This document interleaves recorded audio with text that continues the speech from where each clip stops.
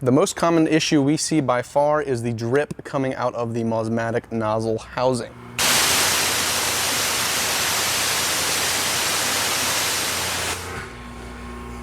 This is happening because the tip in the nozzle housing is not sealing properly with the housing itself. Now, there's a couple ways to fix this. It's actually a pretty simple fix, so we're gonna take it over to the bench and show you exactly how to do just that. Okay, so we're here at the vise now and we're ready to fix the drip on our nozzles. Now, there's two things you can do to try to fix the drip. The first one is to just tighten down the tip inside of your nozzle. So to do that, we are going to take a 19mm wrench. It's easiest if you have a vise, but you can do this just on the table or by hand if you don't have a vise. We will clamp our wrench in the vise. That way we can insert our nozzle into it. And we'll take a 14mm socket and just tighten down that tip a little bit. Now, you don't need to put your entire body weight into it. Just snug it up a little bit until you get some resistance. And then test it. If you're still getting that drip, tighten it a little bit more until you feel comfortable, and then that could fix the leak.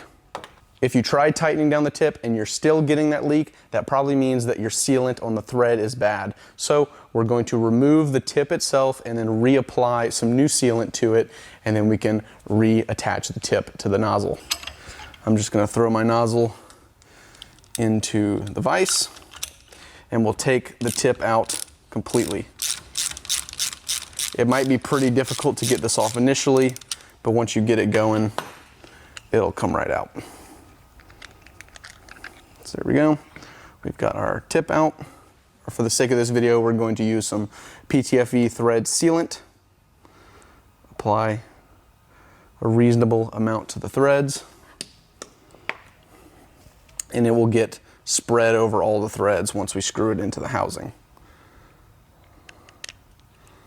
So I'm going to thread it in just a little bit, put it back into my wrench, and we're going to tighten this up.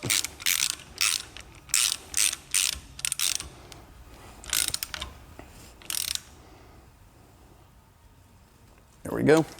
It's nice and snug. Since we used thread sealant on this, you'd want to let it cure for a little while, probably about at least an hour or two. But if you use thread tape, you could get to testing right away. So let's take it over to the pressure washer in a little bit, and then we will see if we still have our leak. We just finished assembling this nozzle. Let's go ahead and test it and see if we still have a leak. There we go. We have no leak, so we have no more problem.